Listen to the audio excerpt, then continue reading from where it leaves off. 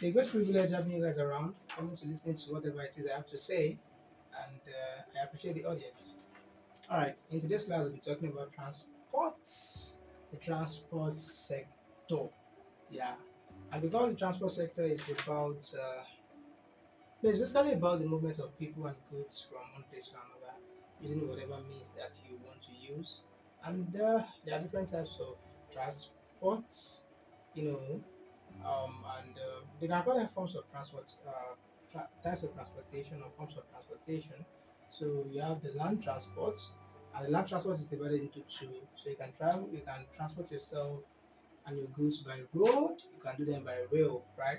And second, we have the water transport. Using your canoes, your ships, the flying boats, and whatever. And we can also transport ourselves and goods by air, so talking about the aviation industry, right? So this is like a combination of a lot of industries, kind of, because um, whatever has to do with sea transportation, I think that should be related to the maritime industry. Then air transportation, that's related with the aviation industry. And land transportation is just land transportation. Right. So our define transportation, they have spoken about forms and types of transportation. This is more or less a very straightforward class, right? So what are the contributions of the transportation sector, the transportation industry in general?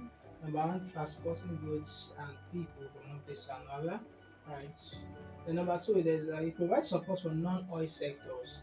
Now this is an example is feeder roads, feeder like FEEDER.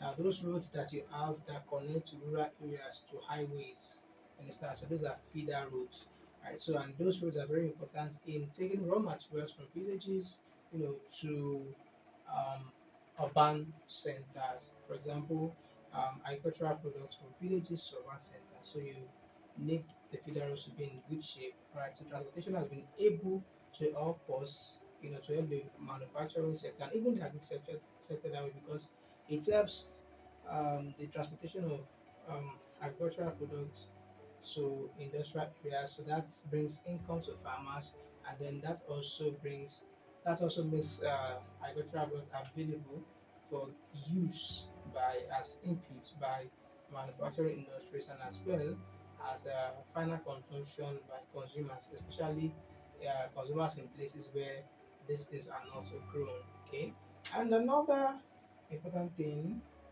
another important contribution is I think we have them, okay, here, like when I continue, like facilitating business activities, for example. So that's also a way to that helps the non-oil sectors. And for example, we talk about the aviation industry. You know, when you have international business to attend to. Sometimes it might be a local business to attend to, and it's better for you to go by flight. If you say you should go by road, you might spend days. Just go by flight, spend a couple of hours on here, and then boom, you're where you're supposed to be. So facilitating business activities, it's also a way that it also helps non-oil sector, including the oil sector too. Anyway, all right. Then number three, it helps diversify the economy away from oil, because Nigeria's economy is heavily dependent on the oil sector, right? So transport industry, the transport sector, it also contributes to the GDP as well as contributing to um, even export earnings, from the aviation industry, right? So when you bring in people, bringing foreigners into the Nigerian economy, well, that's also a part of forex, contribution, foreign exchange contribution. So all of these things help us to rely less on, the oil sector, right? And there are source of livelihood for a lot of people, transporters, road transporters, um, pilots, aeronautic engineers, and stuff like that, you know. So that's straightforward. Now you also have contribution to GDP. It contributes to GDP, like I've mentioned it. It contributes. So this is a service sector essentially. You understand? So it's the service rendered. The value of the service rendered is also a part of the country's GDP. Now, source of revenue to the government. Okay, government makes money from the aviation industry. Government makes money from land transports. All these guys that you see on the roads, all these transport workers that you see on the roads, you know, giving commercial bus drivers tickets. So some of that money, the money that they generate from ticket sales, this is Nigeria. So you have them on the road, you need them on the road. Give us money, this one and down, give you this ticket, give you that ticket. So a part of that money is going to the government. I think all of it normally is going to go to the government, but whatever it is, I just know that money goes to the government through such ticket sales. Then sometimes you have the government having its own investment in transport. For example, in Lagos, you have BRT. I think even in Ibadan, even in Oyo State, you also have things like that. Although it's not called BRT, it's called maybe Omitutun buses or something like that. You know, so the government has investment like that. Buses, luxurious buses that carry people from one place to another. Of course, they're going to pay for the transportation, and that's also a source of revenue to the government. Right. So next is AIDS tourism, and this is more or less the aviation industry, bringing in people from outside the country, and then bring them into Nigeria to visit some of our places, maybe Budikato Ranch, maybe um, Laji Resorts, maybe um, this Olumo Rock, and so on and so forth. All right, so it's AIDS tourism, bringing the people from other countries into our country to see some of our tourist attractions. All right, we facilitate business activities. I mentioned that. So what I'm doing here, for example, is a business activity. You know, so how did I didn't teleport. Even if I teleported myself to this place, that's also a means of transportation. So like I have to get here to finish this business. All right, and so on and so forth. Transportation is just so important, and that was why during COVID era, it was a big deal when people had to be restrained, movement had to be restrained, people had to be at home, and a lot of us discovered how boring life could be when you can't move yourself from one place to another. You can't go to your place of work, you can't visit your families, you can't visit your relatives. You're just there, you understand, because COVID-19 restrictions were being implemented and observed. Right, so some of you may not be able to understand what I'm saying, but just remember that in a certain year you can research about it if you don't get what COVID 19 is talking about. So you can research about that, what happened in 2020, COVID 19 pandemic in 2020. So you can read about it. That's if you are seeing this class, you know, in the future. Right, so challenges of different types of transportation. So the challenges of road transportation, number one, we have poor road conditions. There are a lot of roads in Nigeria that are not in good condition. So like when you try those roads, your vehicle is gonna have problem. They are serious problem. So you have to be visiting a mechanic every now and then. And sometimes you have road being flooded when rain falls. So you have your road being flooded by rainfall, rainwater, and some potholes are big. You know, I don't know how to even describe what their depth could be, but they are not even potholes again. Maybe Garawa holes. Understand Garawa buckets, big bucket holes. And they are just really deep. So sometimes we suffer from poor condition, and sometimes might be as a result of poor construction materials. So usually it's a result of corruption.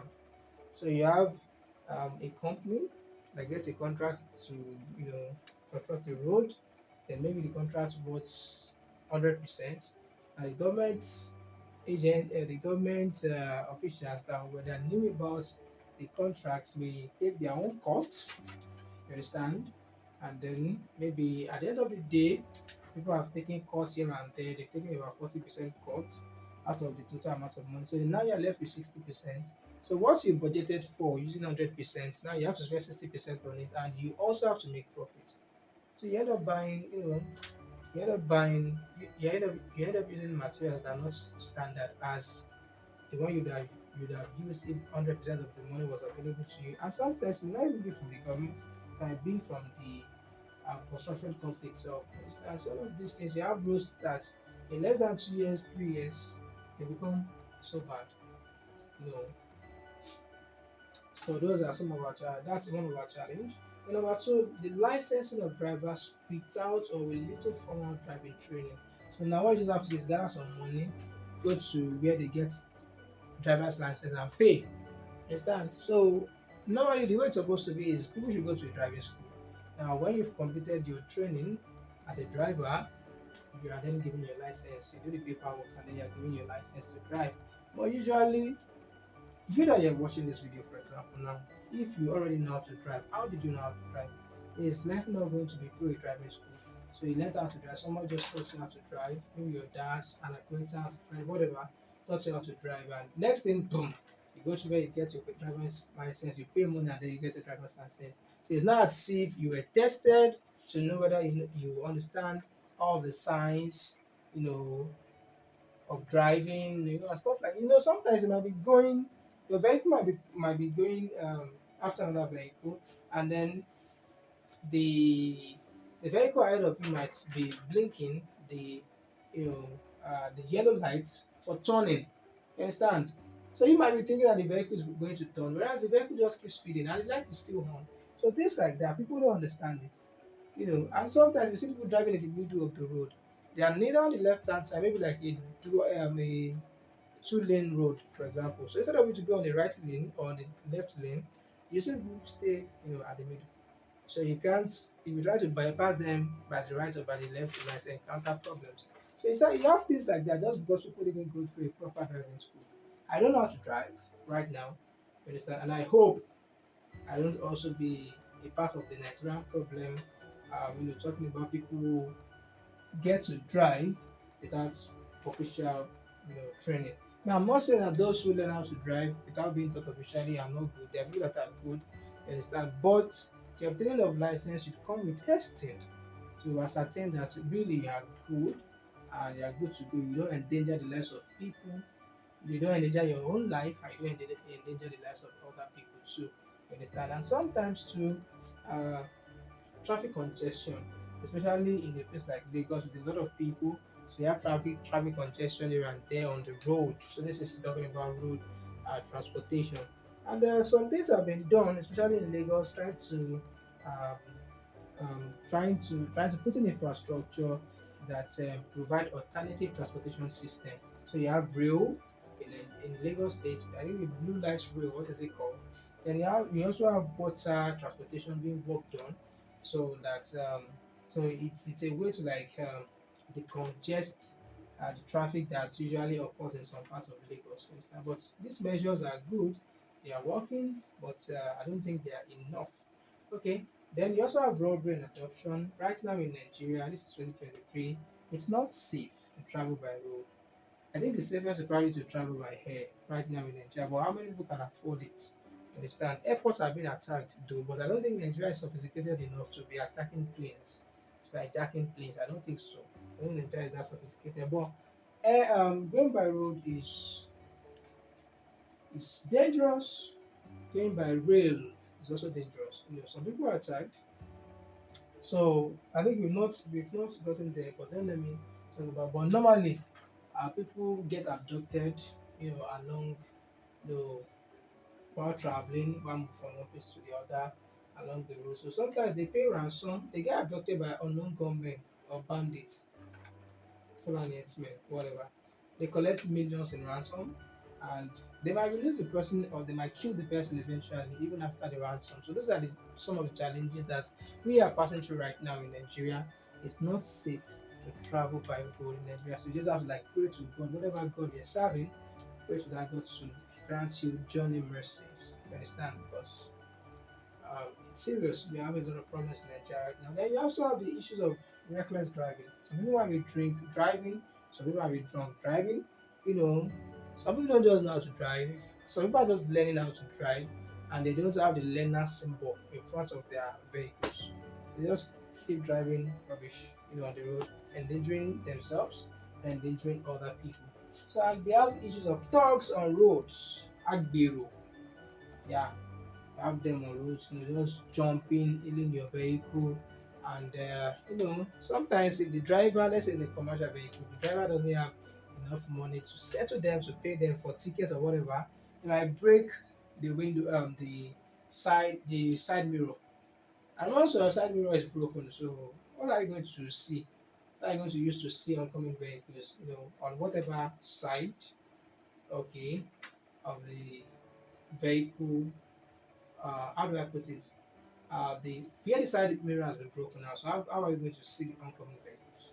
You know, using. But then that is what it is. Those are some of the things that we face in Nigeria. All right. Now, what about rail transport? What are the challenges of rail transport? Number one, inadequate train infrastructure.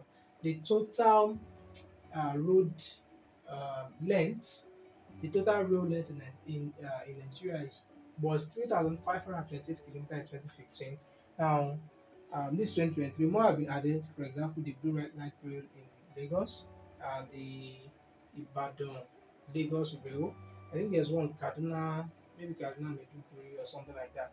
So like more have been added, but as at 2015, that was what we had. All right, we still need more. We still need more in Nigeria so that pressure is taken off the road, and now you have trucks because train is not working. Because normally train is meant to carry a lot of. It has the capability of carrying a lot of goods. You understand? Not even people now, a lot of goods. But because our rail our rail system, or how do I put it, our rail transport is not effective, so we now have trucks doing the job that trains are supposed to be doing. I know trucks help us to destroy our roads faster than how they are supposed to be. When you go through Ogbomoso Road, if you are going from Oyo State to Ilorin, all right, there's a new road that is being built, inside, very wide and fine road like that. But the one that people are passing right now, it's basically road for trucks, and the road is damaged, here and there because of the weight of the trucks and then the things that they carry. So in addition to their own weight normally, right? And the road is one small road like that, so you have lorry trucks here and there, left and right. The road is just very bad. So when you have road that it's only that where you have a lot of trucks plying it, especially if it's not built for that kind of purpose, it gets destroyed easily. All right. So, but the issue is the road transportation system. If it were working, it would have been able to you know, it would have been able to decongest roads. You understand? So we won't be having as many trucks as we are having now. Now, number two, you have poor service quality. So you might get into a train and not get the best of quality service. Yes, and regardless of the amount that you've paid, maybe it might just be jam-packed with people, anyhow. So you have a derail of trains. Now, this is kind of becoming very recent in Nigeria right now. In January alone, two trains derailed. Right. So now let me look at what are the examples. So you have Abuja Kaduna train. Abuja Kaduna train derailed, and we also have Warri Itakpe train. Itakpe is ITAKPE. Warri Itakpe train also derailed into a forest in Kogi State. You understand? So here, why are the trains derailing? People are stealing rail tracks. I'm serious. People, citizens, are stealing rail tracks. So by the time the train gets to that kind of a place where its rail track is missing, it goes off, endangering the lives of people that are inside as well as the properties. So imagine just January alone, two times. I think there was one that also happened in Edo, but not. I think people were just kidnapped. It wasn't as if a train derailed. People were kidnapped. Then you have rising train fares. Right, you have rising train fares. Some people came to pay us a visit at home last December to celebrate the period with us. And by the time they were going, suggestions were being made. Okay, why not just have your first train experience, at least the new uh, Ibadan to Lagos train. So why not just enjoy the experience? And by the time we made consultations about the tea fare, it was 3,000 naira. So they were trying to take the train because it was kind of relatively cheaper than road transportation. Yes, that but the price was 3,000, whereas taking the bus was around 2,000. So what's the point? Train is slower than bus, understand? And so why should I take a train when the bus is still cheaper? The train should be the cheapest means of transportation. But now you also have rising train fares based on whatever reasons. Right, and then we have banditry, like the one I was talking about in Edo State, where people were kidnapped. I think 13 people. Was it 13 people? Did I even write it? Um, right, 32. 32 people were abducted from a train station in Edo State. 32 people. Not just Edo State, there are other places too. And then that was last year. It's not even last year, it's this year, 2023, this year. Then we also have 2018, when employees of China Engineering Construction were attacked by bandits while working. You understand? The citizens, I say citizens, the workers of this company were attacked, by bandits. You understand? No. So those are problems that we're facing currently. And what about water transport? Water transport also has its own challenges, like poor dredging of waterways, don't make it clean enough, and all of those things. Now you have incompetent managers of waterways. For example, people complain in Lagos, people talk about that. You might be in a boat or ferry or whatever, and then fuel finishes middle of the road, bro. Are you kidding me? If it were a road, I could just alight from the vehicle and maybe hit another one. But we're talking about we're talking about water here in the middle of nowhere. So fuel finishing. So they might just have to consult, you know, I don't know what they call it now. Consult other people, other people, maybe the management to find another um canoe or another ferry or whatever that will then bring fuel. So if there were proper management, why should something like that be happening? No, it's not, it's terrible. It's dangerous. Something like that shouldn't be happening. And sometimes people get lost in the middle of nowhere. You understand? Your driver doesn't even know where they are going again. We hear these reports, and you just have to, like, what's going on, start calling people. And sometimes you may not even have signals. Right? So those are, I just think it's poor management, because why shouldn't be something that helps you know where you're heading to, maybe a map or maybe a control room. I don't even know what, I don't know. Like, I don't know. I don't really know how to put it though. But for aeroplanes, they have control rooms. So I don't know if it's even control room, but at least you get to know where you're going. You get to be directed by some people on land, so telling you about coordinates and whatever it is where you're going to. At least watch movies and see those things in movies.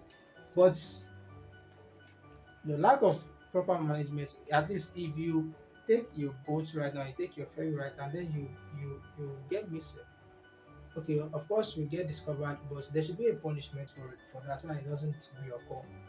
So if the management is strong, things like that shouldn't be happening. Why should you endanger people's lives like that? And why should your fuel finish? Didn't you check it? Is this road that you can just alight and run to a police station? So why shouldn't you have enough fuel, for a particular, you know, what do you call it, for a particular journey? How would you be saying that fuel finish in the middle of the road? That's risky. You can just imagine people who have high blood pressure already and hearing that something like that is happening in the middle of nowhere. So if there's proper management, things like that should be curtailed, it shouldn't be happening. Okay, and then we have lack of beds. Beds is like bus stop, understand? So while you are on water, like the places that, yeah, I know you know what bus stop is now. You stop here, you can stop here, you can stop there, something like that. But usually, I think once you enter from this place, be the same destination every one of you. Alright, then you also have poor maintenance of navigation channels. So then having grasses, having waste, nylon bottles, whatever, navigation channels, things that can plug navigation channels. So, like, people not having those places cleaned up. They also challenge. Then you have government neglect. Government is just focusing on some other, some things are more important than others. And I think government is neglecting water transports. They are trying, so we won't just say it's a complete neglect, or maybe the attention is not enough. Then you also have piracy. Piracy is just talking about sea thefts, theft on water.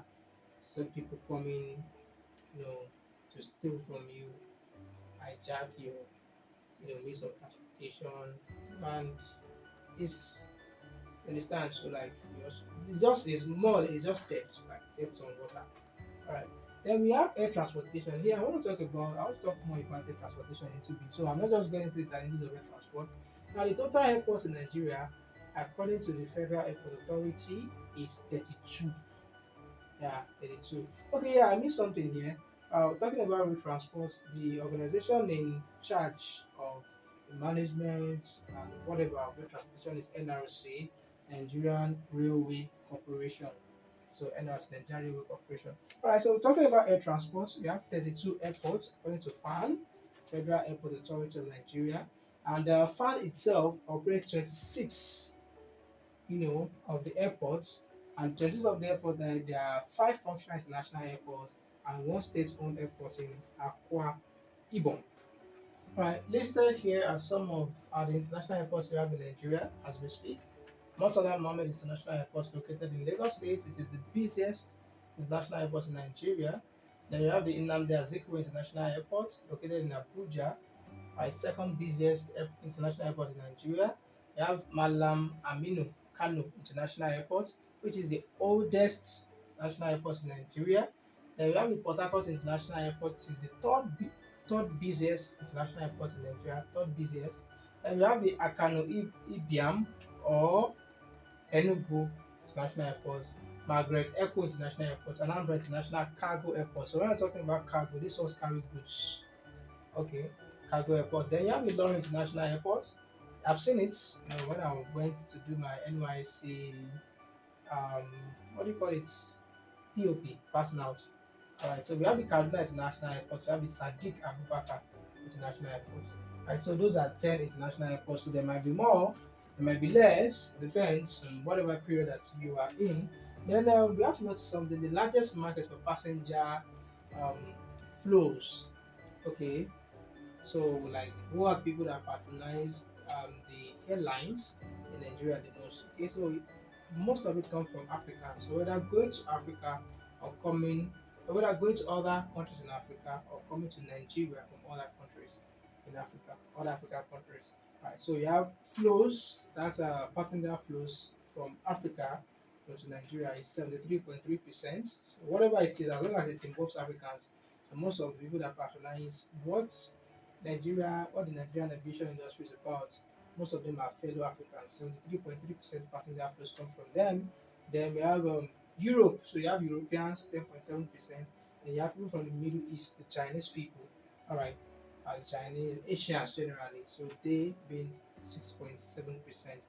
Like I said, like I used to say, these are based on um, current data, right? So current data, these things can change, over time, right? So we are left with the challenges of the transport sector in Nigeria, the challenges of the transport sector in Nigeria. So um, that just make that an assignment.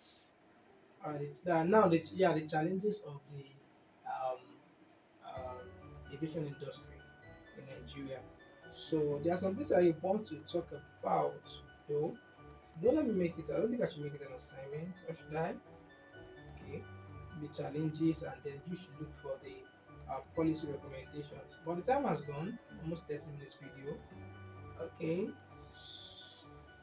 I think let us make it an assignment. The challenges of the aviation sector in Nigeria. So you write five challenges, and then you write five solutions, policies that the government of Nigeria has implemented. Not just the government, what about this? The industry players themselves. What are the things that they've done in order to solve this problem? So that should be your assignment. Then we also have the ministry in charge of aviation um, in Nigeria. So what is it called? So it's just the Ministry of Aviation. And so, all right. So I had that assignment before. Maybe I should just leave them because normally it was meant to be for you to find the difference between the Ministry of Transportation in Nigeria and the Ministry of Aviation in Nigeria, the aviation industry in Nigeria. So if that one is now a voluntary assignment, if you choose to do it or not. So your official assignment now is for you to find challenges of the aviation industry and then policy recommendations, things that have been done, not you suggesting a policy now, so just things that have been done in recent times, please.